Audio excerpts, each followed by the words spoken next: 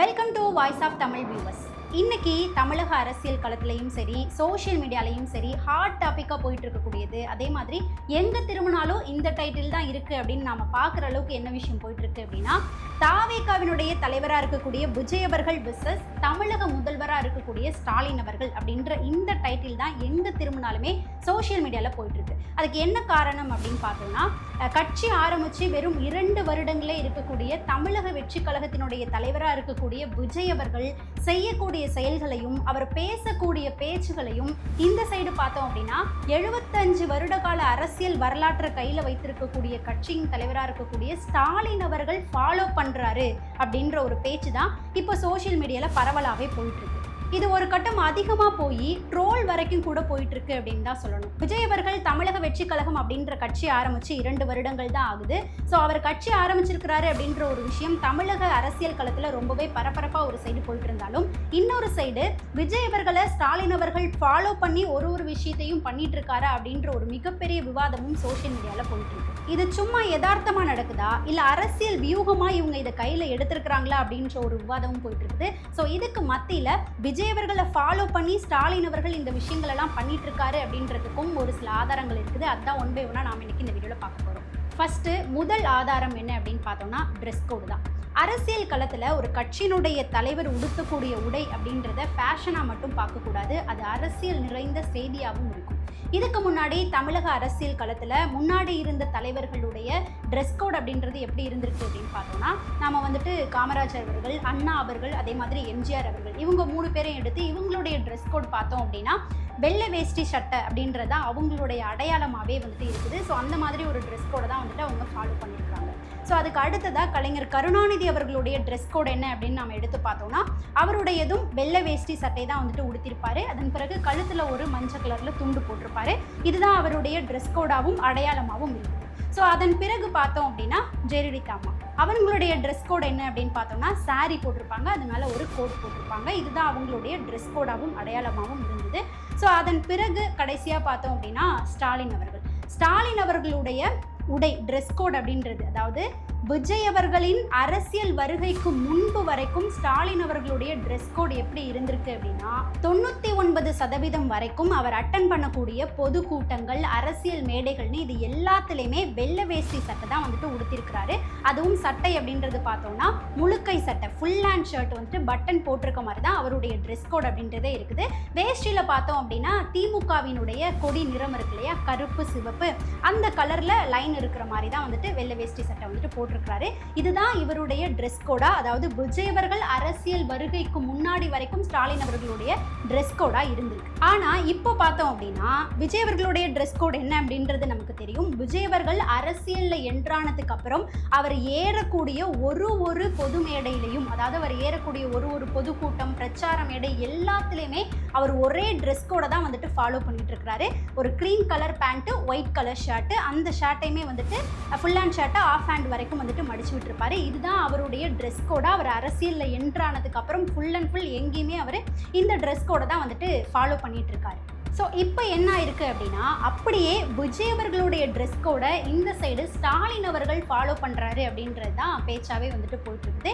இப்போ சமீபத்தில் திமுகவினுடைய பொதுக்கூட்டம் நடந்தது இல்லையா விருதுநகரில், அதில் கூட வந்துட்டு நாம் எல்லாருமே பார்த்துருப்போம். ஸ்டாலின் அவர்கள் விஜய் அவர்களோட அந்த லுக்கை அப்படியே ரீக்ரியேட் பண்ண மாதிரி தான் க்ரீம் கலர் பேண்ட்டும் ஒயிட் கலர் ஷர்ட்டை ஆஃப் ஹேண்ட் வரைக்கும் மடிச்சு விட்ட மாதிரி லுக் வந்துட்டு கொடுத்துருப்பாரு. அதாவது விஜய் அவர்கள் போட்ட மாதிரியே ட்ரெஸ் கோடை ஸ்டாலின் அவர்கள் போட்டிருக்காரு அப்படின்றது பேச்சு கிடையாது. விஜய் அவர்கள் அரசியலுக்கு என்ட்ராகி அவர் அந்த மாதிரி ட்ரெஸ் கோடை ஃபாலோ பண்ணதுக்கு அப்புறம் ஸ்டாலின் அவர்கள் அதே ட்ரெஸ்ஸை வந்துட்டு போட்டிருக்காரு, அதே மாதிரி ட்ரெஸ் கோடை ஃபாலோ பண்ணியிருக்காரு அப்படின்றது தான் இங்கே பேசும் பொருளாகவே இருக்கு. அடுத்ததாக 2வது ஆதாரம் என்ன அப்படின்னு பார்த்தோம்னா, ரேம்ப் வாக் தான். விஜய் அவர்கள் அரசியலில் என்ட்ரி ஆனதுக்கு அப்புறம் முதல் மாநாட்டிலையும் சரி, அவங்களுடைய 2வது மாநாட்டிலையும் சரி, விஜய் அவர்களுடைய என்ட்ரி எப்படி இருக்கும் அப்படின்றது நம்ம எல்லாருக்குமே தெரியும், நம்ம எல்லாருமே வந்துட்டு பார்த்துருக்கோம். அதாவது விஜய் அவர்கள் அவருடைய தொண்டர்களையும் ரசிகர்களையும் நெருக்கத்தில் பார்க்கணும், நெருக்கத்தில் அவங்களுக்கு ஒரு வெல்கம் கொடுக்கணும் அப்படின்றதுக்காக மேடைக்கு முன்னாடி ஒரு 800 மீட்டர் நீளத்தில் ஒரு பாதை அமைத்து அதில் வந்துட்டு ரேம்ப் வாக் வருவார். ஓடி வந்து தான் அதுக்கப்புறம் மேடையில் போயிட்டு உட்காருவார். அப்படி விஜய் அவர்கள் ரேம்ப் வாக்காக வரும்போது, ஓடி வரும்போது பேக்ரவுண்டில் டிவிகேனுடைய சாங்ஸை வந்துட்டு ப்ளே ப்ளே பண்ணுவாங்க. அதே போல் அவர் ரேம்ப் வாக்காக அந்த பாதையில் ஓடி வரும்போது ரசிகர்கள் சுற்றி பயங்கர உற்சாகமாகி என்ன விஷயங்கள்லாம் நடக்கும் அப்படின்னா, அந்த தடுப்புகளை மீறி ரசிகர்கள் உள்ளே வந்து விஜய் அவர்களுக்கு மாலை போடுறதும் அதன் பிறகு பூங்குத்துகள் கொடுக்கறதும் இந்த மாதிரியான நிகழ்வுகள் எல்லாமே நடந்திருக்குது. அவரை சுற்றி வந்து பாதுகாவலர்கள் இருப்பாங்க தடுத்து விடுறதுக்கு. அதே மாதிரி சைடில் இருக்கக்கூடிய தொண்டர்கள் எல்லாரும் அந்த கட்சி துண்டு இருக்கு இல்லையா, அதை விஜய் அவர்களை நோக்கி வீசும்போது விஜய் அவர்கள் அந்த கட்சி துண்டுகளில் பெரும்பாலான துண்டுகளை எடுத்து அவருடைய கழுத்தில் போட்டுட்டு அதோடைய ஓடி வந்து தான் அதுக்கப்புறம் ஸ்டேஜில் போயிட்டு உட்காருவார்.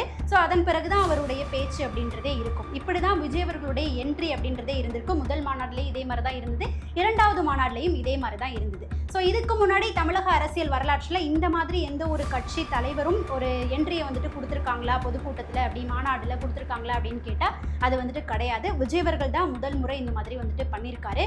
ஆனால் இப்போ என்ன நடந்திருக்கு அப்படின்னு பார்த்தோம்னா, இந்த சைடு இப்போ கடைசியாக திமுகவினுடைய மாநாடு விருதுநகரில் நடந்தது இல்லையா, அந்த மாநாடுல ஸ்டாலின் அவர்கள் தமிழக முதல்வராகவும் திமுகவினுடைய தலைவராகவும் இருக்கக்கூடிய ஸ்டாலின் அவர்கள் அதே போல ஒரு ரேம்பாக் வந்துட்டு கொடுத்திருக்கிறாரு. மேடைக்கு முன்னாடி 800 மீட்டர்ல ஒரு பாதை அமைத்து அதுல ரேம்பாக் நடந்து வந்திருக்கிறாரு. அவர் நடந்து வரும்போது ஒரு 2 இளைஞர்கள் வந்து அவருக்கு பூ கொடுத்திருக்கிறாங்க. அதே போல சைட்ல இருக்கக்கூடிய தொண்டர் ஒருவர் அவருக்கு கட்சி துண்டை வந்துட்டு தூக்கி வீசும்போது ஸ்டாலின் அவர்கள் அதை வாங்கி விஜய் அவர்களுடைய ஸ்டைல்லையே கழுத்துல போட்டுட்டு நடந்து வந்து மேடையில வந்து அமர்ந்திருக்கிறாரு. இந்த நிகழ்வுகள் அப்படியே நடந்திருக்கு. அதாவது விஜய் அவர்கள் அவருடைய 2 மாநாடுகளில் பண்ணதை பார்த்து தான் இந்த சைடு ஸ்டாலின் அவர்கள், அதாவது திமுக இந்த விஷயத்த பண்ணியிருக்கிறாங்க அப்படின்ற மாதிரி தான் சோஷியல் மீடியாவில் பேச்சு அப்படின்றது போயிட்டு இருக்கு. ஏன் சோஷியல் மீடியாவில் இவங்களை ஃபாலோ பண்ணி தான் இவர் பண்ணுறாரு அப்படின்னு சொல்கிறாங்கன்னா, இதுக்கு முன்னாடி ஸ்டாலின் அவர்கள் மாநாட்டில் இந்த மாதிரி ஒரு என்ட்ரி கொடுத்துருக்காரா அப்படின்னு கேட்டால் கிடையாது. அவருடைய என்ட்ரி அப்படின்றது எப்படி இருக்கும்னா, ஒரு வாகனத்தில் காரில் வருவார், தொண்டர்களை பார்த்து கை அசைச்சிட்டு அப்படியே வந்துட்டு மேடையில் போய் உட்காந்துருவார், அதன் பிறகு பேசுவார். இப்படி தான் ஸ்டாலின் அவர்களுடைய என்ட்ரி இருக்கும். அப்படி இல்லைனா மேடைக்கு பின்னாடிலேருந்து அவர் வந்து மேடைக்கு வருகை தருவார். இப்படி தான் ஸ்டாலின் அவர்களுடைய என்ட்ரி அப்படின்றது இருக்கும். ஆனால் விஜய் அவர்கள் அரசியல் என்ட்ரி கொடுத்ததுக்கு அப்புறம் ஒரு மாநாட்டிலையும் விஜய் அவர்களுடைய என்ட்ரி அப்படின்றது ரேம்ப் வாக்காக வந்தோன்னே, ஸோ அதன் பிறகு தான் ஸ்டாலின் அவர்களும் அதையே ஃபாலோ பண்ணியிருக்கிறதுனால தான் இது ஒரு பேசும் பொருளாக போயிட்டுருக்கு. அடுத்ததாக 3வது ஆதாரம் என்ன அப்படின்னு பார்த்தோம்னா, செல்ஃபி தான். விஜய் அவர்கள் அரசியல் என்ட்ரி கொடுத்ததுக்கு அப்புறம் ஒரு பொதுக்கூட்டத்திலையும் சரி, ஒரு பிரச்சார கூட்டத்திலையும் சரி, ஒரு மாநாடுலையுமே சரி, விஜய் அவர்கள் ஒரு செல்ஃபி வீடியோ எடுப்பாங்க. அதாவது விஜய் அவர்களும் அவருடைய தொண்டர்கள் இருக்கிற மாதிரி செல்ஃபி வீடியோ எடுப்பாங்க. எடுத்து அதை அவருடைய பேஜில் வந்துட்டு போஸ்ட் பண்ணுவாங்க. இது அவர் அரசியலுக்கு வந்ததுலேருந்து இப்போ வரைக்குமே வந்துட்டு நடந்துட்டு இருக்குது. ஸோ விஜய் அவர்கள் எடுக்கக்கூடிய அந்த செல்ஃபி அப்படின்றது வேர்ல்ட்லேயே வந்து ரொம்பவே பிரபலமானதாக இருக்குது அப்படின்றது நம்ம எல்லாருக்குமே தெரியும். இதுக்கு முன்னாடி ஒரு கட்சியை சேர்ந்த ஒரு தலைவர் இந்த மாதிரி வீடியோ எடுத்து போஸ்ட் பண்ணியிருக்காங்களா, இந்த மாதிரி பண்ணியிருக்காங்களா அப்படின்னு கேட்டால் அது வந்து கேள்விக்குறியாக தான் இருக்குது. ஆனால் விஜய் அவர்கள் அரசியலுக்கு என்ட்ரானதுலேருந்தே இந்த ஒரு விஷயத்தை ஒரு பொதுக்கூட்டத்திலையும் ஒரு மாநாட்டிலையும் பண்ணிகிட்டே இருக்கிறாரு. ஸோ இது அப்படியே இந்த சைடு வச்சுட்டு இந்த சைடு பார்த்தோம் அப்படின்னா, திமுகவில் அதாவது துணை முதலமைச்சராக இருக்கக்கூடிய உதயநிதி ஸ்டாலின் அவர்கள் இப்போ பார்த்தோம் அப்படின்னா சமீபத்தில் விஜய் அவர்கள் பண்ண இந்த விஷயத்தை அப்படியே வந்துட்டு ஃபாலோ பண்ணியிருக்கிறாரு. அவரும் அவருடைய மொபைலில் அவரும் அவருடைய தொண்டர்கள் அதாவது கூட்டத்தை காட்டுற மாதிரி ஒரு செல்ஃபி வீடியோவை எடுத்து அவருடைய பேஜில் வந்துட்டு போஸ்ட் பண்ணியிருக்கிறாங்க. ஸோ இதுக்கு முன்னாடி வரைக்கும் உதயநிதி ஸ்டாலின் அவர்கள் இந்த ஒரு செயலை செஞ்சதே கிடையாது. விஜய் அவர்கள் பண்ணினதுக்கு அப்புறம் அதை ஃபாலோ பண்ணி அப்படியே இப்போ சமீபத்தில் உதயநிதி அவர்கள் இந்த மாதிரி வீடியோ எடுத்து போஸ்ட் பண்ணதான் இப்போ பேசும் பொருளாக இருக்கு. அடுத்ததாக பார்த்தோம் அப்படின்னா, இது வரைக்கும் வந்துட்டு செஞ்ச செயல்கள் ட்ரெஸ் கோடு அந்த மாதிரி போயிட்டு இருந்தது. ஸோ அடுத்ததாக பார்த்தோம் அப்படின்னா, இது வரைக்கும் விஜய் அவர்கள் செஞ்ச செயல், அதுக்கப்புறம் அவருடைய ட்ரெஸ் கோடு அப்படின்றத இந்த சைடு திமுக ஃபாலோ பண்ணாங்க அப்படின்ற மாதிரி இருந்தது.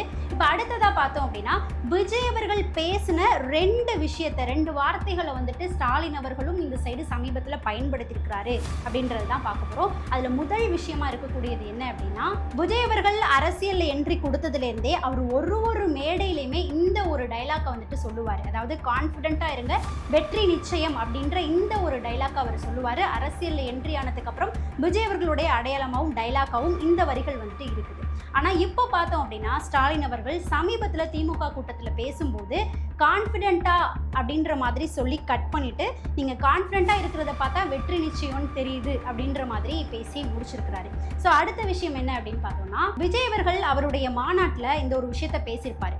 ஒரு தொகுதியிலையுமே வந்துட்டு விஜய் தான் வேட்பாளர், இந்த தொகுதியில் விஜய், அந்த தொகுதியில் விஜய், அதாவது எல்லா தொகுதியிலையுமே 234 தொகுதியிலையுமே விஜய் தான் நிற்கிறான் அப்படின்னு நினச்சி ஒற்றுமையாக இருந்து எல்லாரும் செயல்படணும் அப்படின்ற ஒரு டைலாக் வந்துட்டு பேசியிருப்பாரு. ஸோ அதே டைலாக்கை இப்போ சமீபத்தில் ஸ்டாலின் அவர்கள் பேசியிருக்கிறாங்க. 234 தொகுதிகள்லையும் வேட்பாளர் நான் தான் அப்படின்னு நினச்சி ஒற்றுமையாக செயல்படுங்க அப்படின்ற மாதிரி ஸ்டாலின் அவர்கள் பேசியிருக்காரு. அதாவது இவ்வளவு நாட்களாக திமுக இந்த செயல்கள் எதையுமே செய்யலை. விஜய் அவர்கள் கட்சி ஆரம்பித்து அரசியலில் என்ட்ரி கொடுத்து இந்த செயல்கள்லாம் செய்ய இது அப்படியே திமுகவும் செய்ய விஜய் அவர்களை ஃபாலோ பண்ணி தான் ஸ்டாலின் அவர்கள் இந்த விஷயங்கள் எல்லாத்தையுமே பண்ணுறாரு அப்படின்ற ஒரு விவாதம் போயிட்டு இருக்குது. இதை தாண்டி இன்னொரு முக்கியமான விஷயம் என்ன அப்படின்னு பார்த்தோம்னா 2026 சட்டமன்ற தேர்தலில் 18 வயசுலேருந்து 30 வயசுக்குள்ளே இருக்கக்கூடிய இளைஞர்களுடைய வாக்கு அப்படின்றது தான் ரொம்பவே அதிகமாக இருக்குது. அவங்களுடைய வாக்கு தான் அதிகமாக வந்துட்டு இடம்பெற போகுது. ஸோ இளைஞர்களை கவர்றதுக்கு பழைய விஷயங்களையே கையாண்டுக்கிட்டு இருந்தோம்னா கவர முடியாது. ஸோ விஜய் அவர்கள் எந்த ரூட்டை ஃபாலோ பண்ணுறாரோ, இளைஞர்களை எப்படி கவர் பண்ணுறாரோ, ஸோ அதே ரூட்டை கையில் எடுத்தால் தான் நமக்கும் சரிபட்டு வரும் அப்படின்ற ஒரு நோக்கத்தில் வியூகத்தில் தான் திமுக விஜய் அவர்கள் பண்ணக்கூடிய விஷயங்களையே அப்படியே ஃபாலோ பண்ணி பண்ணுறாங்களா அப்படின்ற ஒரு மிகப்பெரிய கேள்வி இப்போ சோஷியல் மீடியாவில் போயிட்டுருக்கு. அதாவது இறுதியாக தாவேகாவினுடைய தரப்பிலிருந்து என்ன சொல்லப்படுது அப்படின்னா 70 வயது முதிர்ந்த ஒரு அரசியல்வாதி ஒரு புதிய அரசியல் வருகையை பார்த்து அவருடைய பேச்சையும் செயலையும் மாற்றிக்கிறாரு அப்படின்னா அதுதான் விஜய் அவர்களுடைய முதல் வெற்றி அப்படின்ற மாதிரி தாவேகா தரப்பிலிருந்து சொல்லியிருக்கிறாங்க. இதை தாண்டி இன்னொரு முக்கியமான விஷயம் என்ன அப்படின்னு பார்த்தோம்னா விஜய் அவர்கள் இந்த ஒரு டைலாக்கை சொல்லிட்டே இருப்பாரு. 2 கட்சிக்கு இடையில தான் போட்டி, ஒன்று டிவிகே இன்னொரு டிஎம்கே அப்படின்ற மாதிரி சொல்லியிருப்பாரு. ஸோ இதை கேட்ட டிஎம்கே தரப்பினர் என்ன சொல்லியிருக்காங்க அப்படின்னா நாங்கள் வந்து டிவிகேவை கண்டுக்கிறதே கிடையாது, என்டிஏ கூட்டணிக்கும் டிஎம்கேக்கும் இடையில தான் போட்டியே, நாங்கள் டிவிகேவை கண்டுக்கிறதே கிடையாது அப்படின்னு திமுக நிர்வாகிகள் சொல்லிட்டு இருக்காங்க. ஆனால் ஸ்டாலின் அவர்கள் செய்யக்கூடிய செயல்களையும் அவர் மாற்றிக்கிட்ட உடைமாற்ற விஷயத்திலேருந்து செல்ஃபி எடுக்கக்கூடிய விஷயம் வரைக்கும் திமுக நடந்துட்டு இருக்கக்கூடிய விஷயங்களை பார்க்கும்போது ஸ்டாலின் அவர்கள் விஜய் அவர்கள் பண்ணக்கூடிய ஒரு விஷயத்தையும் உன்னிப்பாக கவனிச்சிட்டு இருக்காரு அப்படின்றதுக்கு அவர் செய்யக்கூடிய செயல்களே ஆதாரமாக இருக்கு அப்படின்ற மாதிரி தாவேகா தரப்புல இருந்து வாதங்கள் எடுத்து வைக்கிறாங்க. ஸோ இந்த விஷயங்கள் எல்லாத்தையும் பார்க்கும்போது மக்களாகி நீங்கள் என்ன நினைக்கிறீங்க? இது வந்து எதர்ச்சியாக நடக்குது, ஒரு அரசியல் வியூகம் தான் அப்படின்னு எடுத்துக்கிறீங்களா, இல்லை உண்மையாகவே ஸ்டாலின் அவர்கள் விஜய் அவர்களை ஃபாலோ பண்ணி தான் இது எல்லாத்தையும் இளைஞர்களை கவர் பண்ணுறதுக்காக திமுக தரப்பில் பண்ணிட்டு இருக்காங்க அப்படின்னு நினைக்கிறீங்களா? நீங்கள் என்ன சொல்லணும்னு விரும்புகிறீங்க அப்படின்றத மறக்காம நம்முடைய கமெண்ட் செக்ஷனில் பதிவு பண்ணுங்கள். நாம் அடுத்த வீடியோவில் சந்திக்கலாம்.